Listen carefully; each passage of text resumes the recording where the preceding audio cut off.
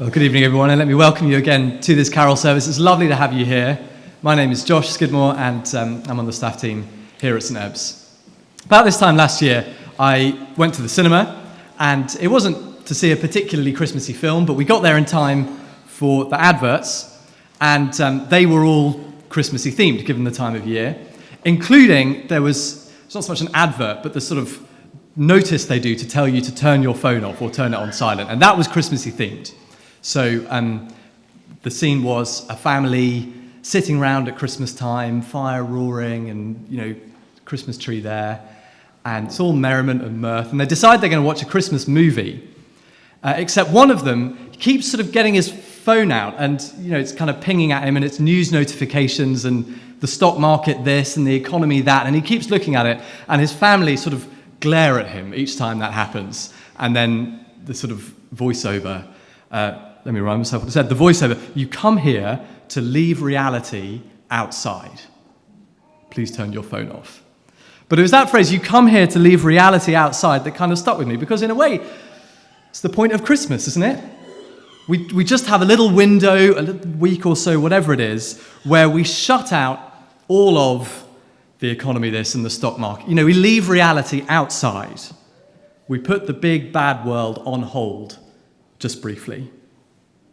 I really enjoy it this time of year, walking down our road and seeing not only the Christmas decorations that people have outside their houses, but just sort of seeing through the front window what's going on inside. Not in a weird way or anything, but just as I'm on my way past. And it's warm and it's cozy, and it's that contrast, isn't it, between the outside is dark, and so inside we make it light and twinkly. Outside is cold, and so inside we make warm and cozy. The rest of life can be quite lonely, and so we try and make this just a time for together, just for a moment. And there's all sorts of special kind of Christmas things we do to make it feel different to the rest of life, to make it feel like an escape.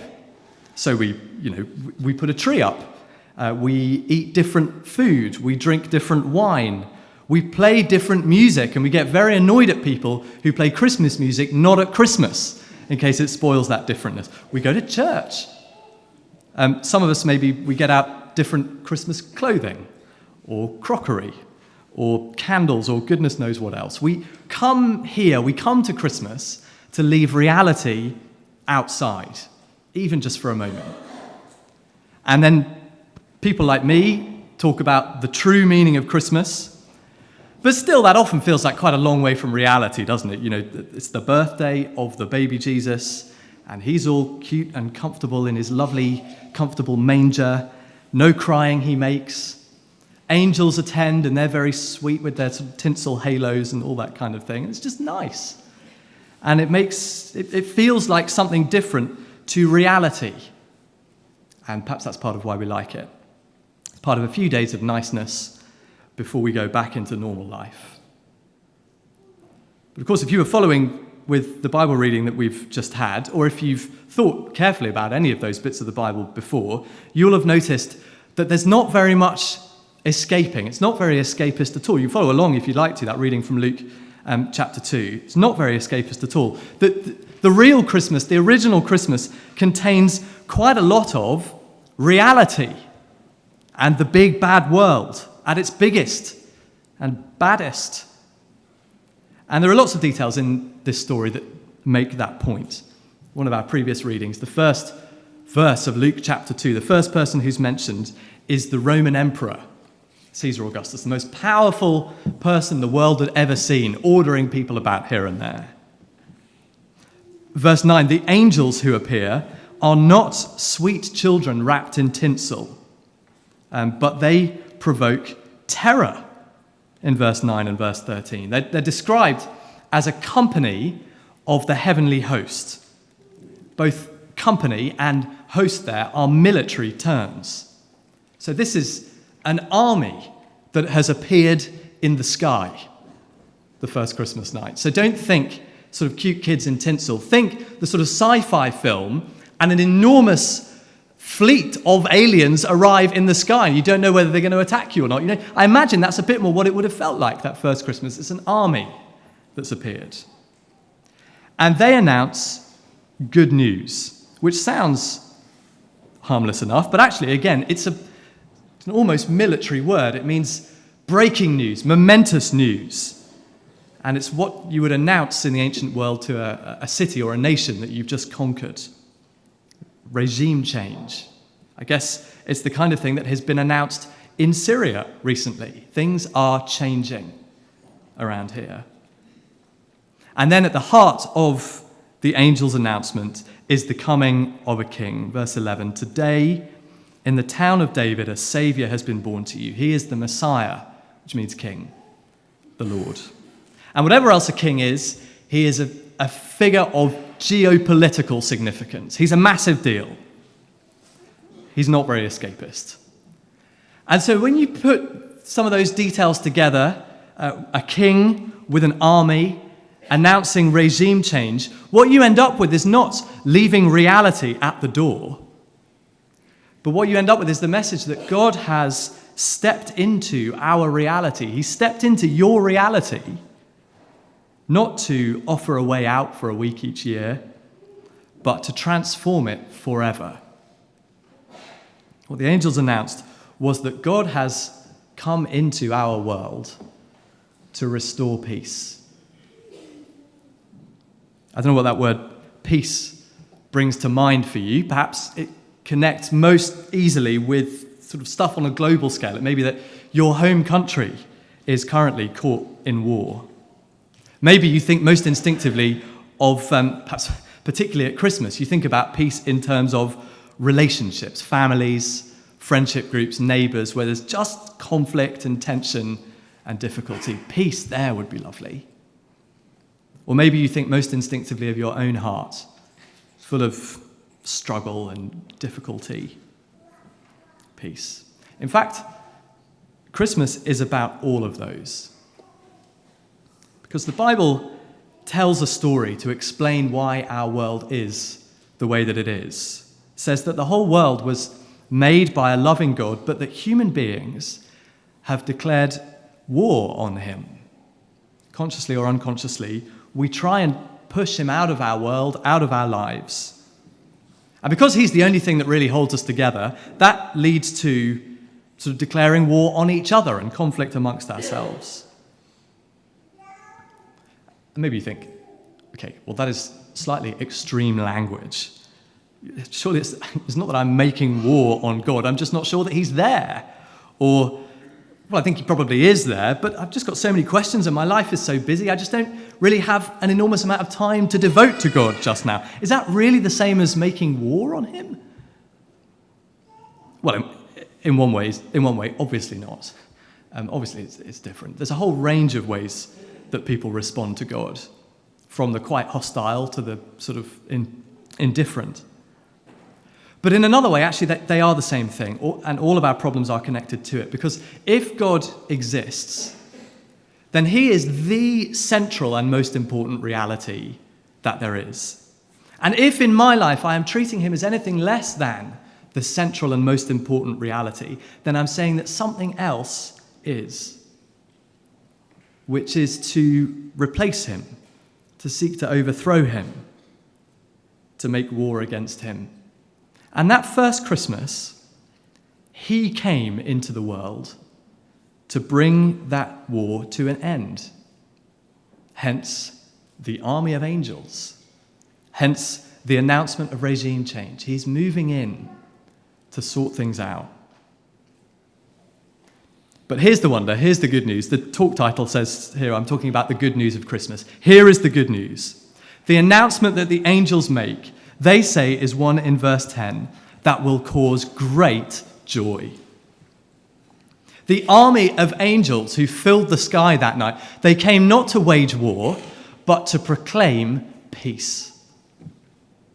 And that king who came, he came not like a normal royal baby, but in a feeding trough in somebody else's shed. That baby Jesus is God himself, consenting to be treated literally like an animal. And that is how he's going to bring peace. It really set the pattern for Jesus' life. He was born not to a princess, but to a humble young woman with a brave heart. Soon after, he had to flee as a refugee. He was rejected by his friends. He was persecuted by corrupt religious leaders. He was executed by a colonial authority. Strange life for the king to lead. But it's because Jesus came into this world not to crush us who reject him, but to offer himself up as the sacrifice for us. He came to die and to take all of the punishment that we deserve for how we treat God. He came not to overthrow us, but to rescue us, to bring an end to the war that we wage against him, not by crushing us, but by being crushed instead of us, so that we could be saved and treated by God not as prisoners of war, not just as servants, but treated as precious members of his family. Why would he do that? Because in spite of everything, he loves us. He loves you. And so now he gives peace. Not just for Christmas, not just for this little window, but peace that lasts forever. I heard the other day an advert for BetterHelp, the online therapy service, saying that Christmas is a great time for peace and joy. But what if you need peace and joy in January too? BetterHelp can help you find that through therapy, and I'm sure that they're very useful. But what Jesus is offering here is even better help than BetterHelp. It is the assurance for life and eternity that God is for you, that he loves you, that he can make you enough, that you can be safe in him. Think of the peace that could bring if we embraced it. And it's the promise that one day he will come again to end all the wars, all the conflicts, and all the pain forever. That's what the first Christmas was about. And so God's offer to each of us this Christmas is not just the opportunity to kind of draw the curtains and shut all the darkness out. It's not the opportunity to leave the big bad world out there for a while. Rather, he has come into the big bad world to change it and transform it. He began that work 2,000 years ago, as the army of angels announced. He is doing it today, now, and one day he's going to finish the job. So this evening, Jesus stands at the door of your life. Whatever the mess and the sadness and the struggles that there are in it, and he says, I am here to change things. Not to kind of ignore the hard bits, and certainly not to crush you. I've come to bring you peace. Think of that as you walk past people's front rooms this Christmas with their lights on and their cozy rooms. Think of the fact that even though we've resisted God, in Jesus, he has not just drawn the curtains on us, but he has left the light and the warmth of heaven and come into the darkness of this world, not to crush us, but to bring us peace. And actually, we'd love to help you think through what that might mean for you a little bit more, what it might mean to have peace, what it might mean for Jesus to transform your life and how he proposes to do that. That basically is what we do at church every week. And so you would be welcome any Sunday here at St. Ebb's, and there's information about services on the back of your service sheet. The other thing that's mentioned on the back of your service sheet, I'm planning in January to host a 4-week set of conversations about the Christian faith, and they're designed particularly for those who wouldn't confidently say that they are a Christian at this point. And if that's you, I'd love you to come and join that conversation. We're going to use a little online resource called 321. That's why it says 321 there. That's just going to structure our conversations a bit. But the plan is to talk through together what Christianity claims about God and the world and you and me and the life that it offers us and what it might mean to step into that life. In addition, on your way out, there's various, I suppose, little Christmas presents you can take with you from St. Ebb's. This pink booklet is Luke's Gospel that we've been thinking about over the last few minutes. And there's a couple of other little booklets as well explaining something of the Christian faith. Please do feel free just to take one or all three of those on your way out. Christmas is about the announcement that God has come into this messy and dark world to sort it out and to bring peace. That is happening. God is cracking on with that plan, and one day he'll bring it completion. And the question for us this Christmas is whether we will step into that with him.